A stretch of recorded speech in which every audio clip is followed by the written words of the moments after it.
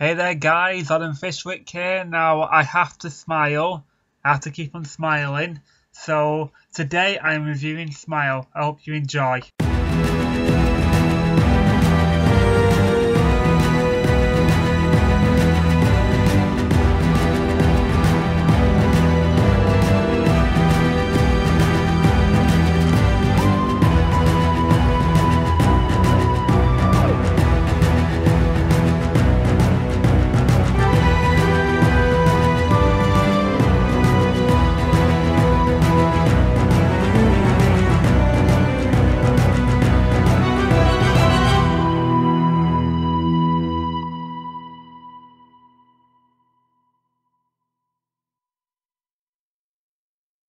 So, I'm going to do reviews like this, just seeing pictures of the episode and just hearing my voice, because I can review episodes more better like that than rather seeing me saying it in front of a camera. So I'm more better doing it like this. So, Smile. I've watched this episode twice now. And the first time when it aired, I came out of the episode and I didn't know what to think. I'm not saying that I didn't like it, and I'm not saying that I found it amazing. I thought it was just average. But I have to say, I think Frank Control Boyce has done a much better job in this than he did in the Forest of the Night. So this is a more better improvement, I would say. So yeah, let's get on with the episode. So we start off with the Doctor and Bill in the TARDIS, and Bill's asking questions about how does the TARDIS work and that. And just saying, is there any do you have to like is there any seat belts? And she said a funny line with saying, how do you reach the controls? Do you have super rounds like Mr. Fantastic? And the next minute she's asking, is there a steering wheel? And the Doctor says, you don't steer the TARDIS, you negotiate with it. And I like to say that. I know companions have said some strange, weird questions about the TARDIS, but I think Bill just tops them all up.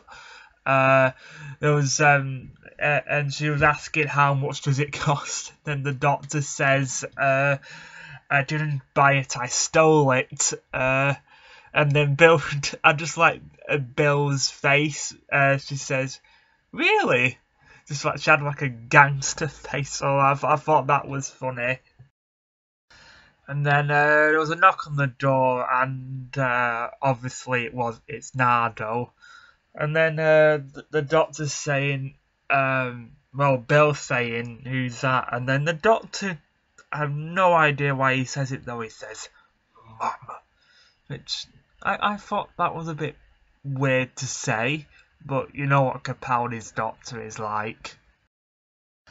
Then we find out that obviously in last week's episode, the pilot, the Doctor is guarded in a vault, so he's made a promise that he should stay on Earth and guard the vault. So my guess that's the whole story arc of series 10.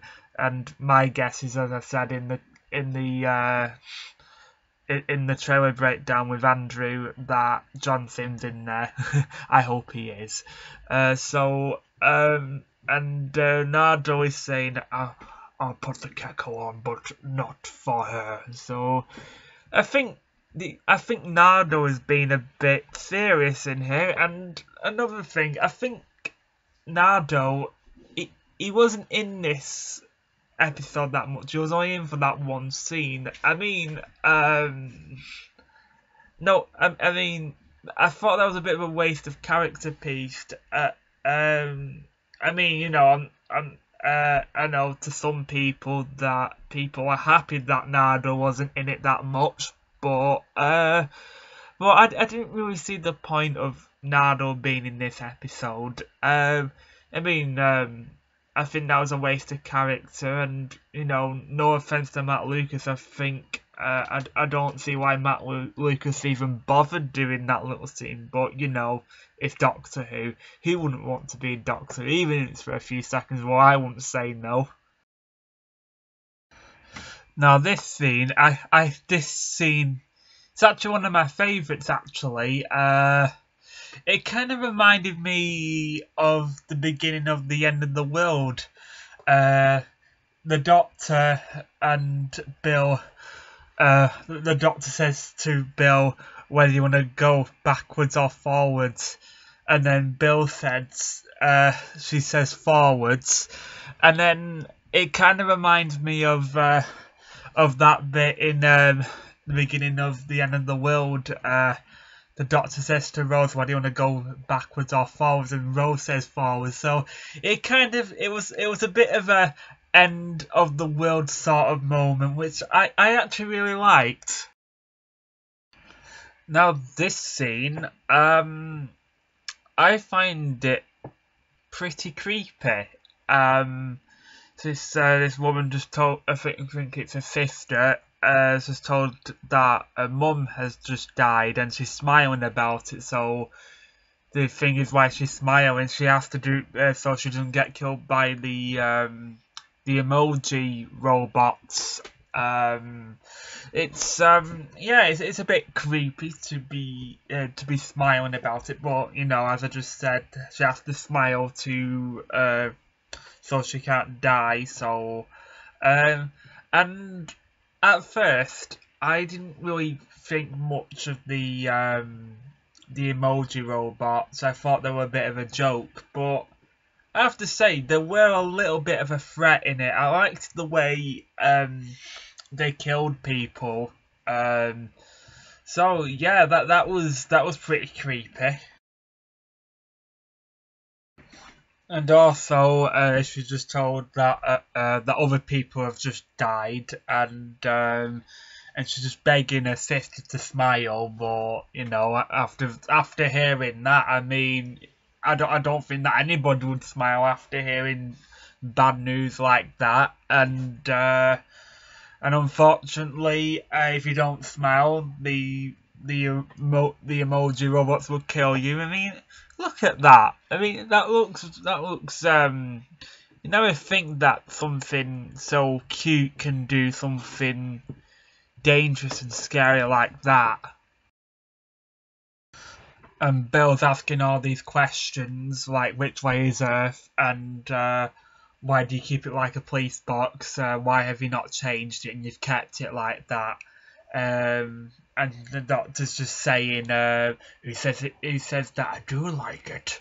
So I can see that the Doctor can be a bit impatient about Bill asking him lots of questions, and I like a companion like that. And in this scene, Bill took a selfie of herself of this place, and I'm actually surprised that the Doctor's actually allowing her to do that. And also, Bill is asking the Doctor, why has he got to stay on Earth and guarding the vault, and he's saying that you have to stay on Earth, and it's kind of reminding me of John Pertwee, because he had to stay on Earth. Well, he had no choice, he had no TARDIS, so. But can I just say that Peter Capaldi's hair is just looking like John Pertwee now? I mean, it just started to grow. It just started off really short in Series 8, and then it grew a little bit more, but now it's so John Pertwee! So, yeah, as I said, I think John Sim is in there. And I have to say, in this scene, those things in the air, Varys, they're called. They kind of remind me of the Nana Jeans in The Empty Child and the Doctor Dances. And I also like the whole Bill saying it speaks emoji and saying it's kind of cute. Now this scene I really like. These are patches, and they say the other person can not only can see the other's mood. So I find that interesting because the Doctor can't see what mood he is in, but he can see because he knows what mood he's in. But he doesn't have to see it. And same with Bill. And there's a funny bit I like in it is when Bill says, "What if you fancy someone?" and then the Doctor says, "Just keep eye contact." And yeah, because if you think about it, if this was real, you kind of don't really want to know what mood you're in. Well, because you know what mood you're in, though, but you don't have to see it. So I find that very creative. Now this scene I like. Bill's eating something which is not meat. It's from a different planet. So yeah, I would like that if I was on another planet and eating alien food. I'll get really excited about that. Can I just say that Peter Capaldi has a more scarier smile than Arnold Schwarzenegger in Terminator 2? I forgot to say, the emoji robots are called Vivaldi, which is a cool name. It's a cool name. So here, the Doctor's just said to Bill that I'm going to go back and I'm going to try and blow it, trying to find the ship or the source of this place, or else I'm gonna blow it up. And I think that's going a bit too far. Yeah, I don't think that's very Doctor thing to do, but I can probably see why he wants to know why there's nothing on this planet from the Doctor's point of view. And Bill is also asking the same question again. Why has he